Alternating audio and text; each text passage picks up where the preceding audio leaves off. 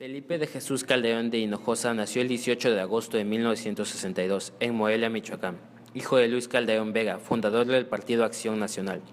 Egresó como abogado de la Escuela Libre de Derecho y como maestro de Economía en ITAM. Realizó su maestría en Administración Pública en la Escuela John F. Kennedy de la Universidad de Harvard. Fue candidato del gobierno del estado de Michoacán y en el 2005 fue electo presidente del PAN a la presidencia de la República y el 2 de julio del 2006 ganó las elecciones gracias a un grandísimo fraude electoral.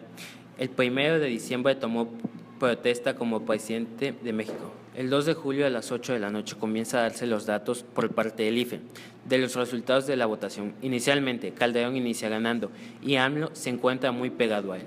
Pero aún en la parte de abajo, alrededor de la 1 de la mañana, la gráfica de López Obrador, que venía subiendo, iba prácticamente a cruzar la línea de Calderón, cuando de repente empieza a bajar. Increíblemente, al final de este programa de resultados preliminares, el IFE se atrevió a decir que Calderón había ganado por alrededor del 1% de los votos, este siendo el primer impacto de que las cosas no estaban bien. Habían más de 15,000 actas faltantes en los resultados preliminares del IFE, usando como excusa el hecho de que eran inconsistentes. Declararon alrededor de 11,000 actas con inconsistencias y poco después entregan un programa a los partidos políticos, el cual declaraba que habían alrededor de 13,500 actas con inconsistencias, siendo esta una de las primeras características que reveló el hecho de que el IFE siempre dio números que no consistían unos con otros. El 5 de julio, cuando se hace el cómputo distrital, diciendo la ley que si un acta tiene errores aritméticos, se tienen que abrir las urnas y recontar todos los votos. Con la ayuda de Vicente Fox y el Baster Gordillo, contactaron a Luis Carlos Ugalde, consejero presidente del IFE, para prevenir que abrieran las urnas electorales. Sin embargo, este da la orden a los 300 distritos electorales de no abrirlas, abriendo solo un pequeñísimo número de casillas. Ese mismo día nos vuelven a engañar de una manera brutal, iniciando ahora con que Andrés Manuel López Obrador inicia ganando la elección en el resultado del cómputo distrital. Y de pronto, alrededor de las 2 de la mañana, las gráficas comienzan a cruzarse, resultando por segunda vez que Calderón vuelve a salir en primer lugar. A la hora de revisar las bases de datos y las propias actas, se dieron cuenta de que 1.6 millones de votos se habían alterado. Alrededor de 700,000 votos faltaban o habían sido robados. Al final de la elección, al ver que Andrés Manuel López Obrador ganaba una casilla, quitaban esas boletas y ponían otros resultados en las actas electorales. Cerca de 800,000 votos no correspondían con el número de votantes, significando que se agregaron a las casillas alrededor de 800,000 votos espurios. Se demostró que si se anulaban esas casillas donde había votos de más y votos de menos, como dice la propia ley que deben anularse, Andrés Manuel ganaba con cerca de 500,000 votos.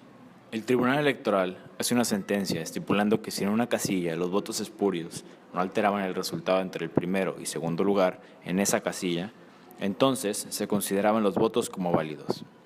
El propio Tribunal Electoral hizo ilegal el fraude electoral, en donde había cientos de miles de votos de más y cientos de miles de votos de menos.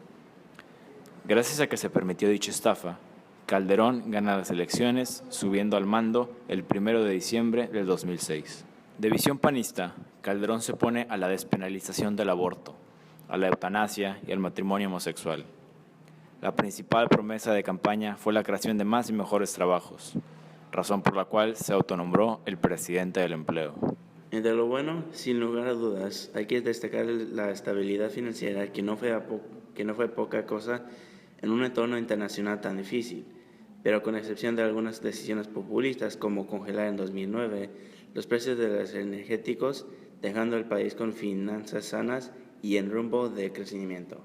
Se vivió la inflación más baja de la historia, la acumulación récord de reservas internacionales y una deuda pública estable.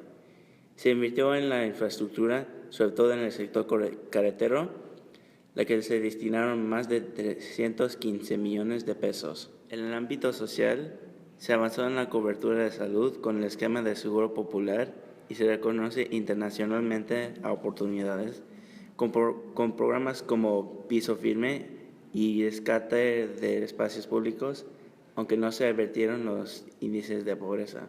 En marzo de 2011 se elevan a rango constitucional los derechos humanos y se faculta a la Comisión Nacional de Derechos Humanos investigar violaciones graves a las garantías individuales. 10 días después de asumir el cargo y sin tener una estrategia, emprendió un combate al crimen organizado, con el apoyo de las Fuerzas Armadas. Se volvió una obsesión de Calderón y se tradujo en un saldo de más de 50,000 muertos, miles de desaparecidos y desplazados y un aumento en los casos de tortura y tratos crueles. El 23 de octubre de 2007, un accidente en la plataforma petrolera Usumacinta, en la zona de Campeche, provocó la muerte de 22 trabajadores y reveló las condiciones de inseguridad en la que laboraba el personal de Pemex. Desde 2007, el fracasado proyecto Aceite Terciario del Golfo ha generado pérdidas de 18,000 millones de pesos. Fue considerado como la mayor apuesta de Pemex para la producción de crudo de este gobierno. La noche del 11 de octubre de 2009, con policías y militares ocupando las instalaciones de la paraestatal, Calderón publicó el decreto de extinción de la luz y fuerza del centro, argumentando su ineficiencia operativa tomando en cuenta que costaba anualmente 40 millones de pesos. La desaparición de la compañía dejó sin empleo a 44,000 trabajadores.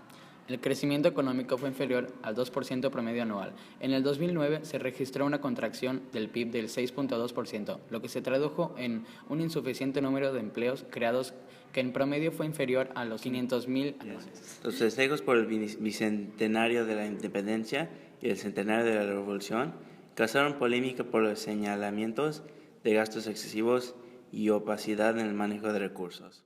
¡Viva Hidalgo! ¡Viva Morelos! ¡Viva Josefa Ortiz de Domínguez! ¡Viva